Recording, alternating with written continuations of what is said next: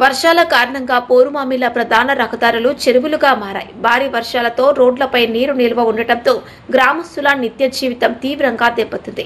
రహదారులు బురదమయంగా మారి వాహనాలు నడవటానికి అసాధ్యమైన పరిస్థితి ఏర్పడింది. ముఖ్యంగా విద్యార్థులు, ఉద్యోగులు, రైతులు, వ్యాపారులు ఈ పరిస్థితితో తీవ్ర ఇబ్బందులు ఎదుర్కొంటున్నారు. వర్షపు నీరు చేరి గుంతలుగా మారిన రోడ్లపై ప్రయాణం చేయడం ఎంత ప్రమాదకరంగా మారింది. వర్షపు నీరు చేరి గుంతలుగా మారి రోడ్లపై ప్రయాణం చేయడం ఎంతో ప్రమాదకరంగా మారింది. వాహనదారులు నిత్యం ప్రమాదాలను ఎదుర్కొంటున్నారు. అత్యవసర సేవలు కూడా ఈ రోడ్లపై నిలిచిపోయాయి. గ్రామస్తులు అనారోగ్య సమస్యలతో ఆసుపత్రికి వెళ్లేందుకు కూడా ఇబ్బందులు పడుతున్నారు.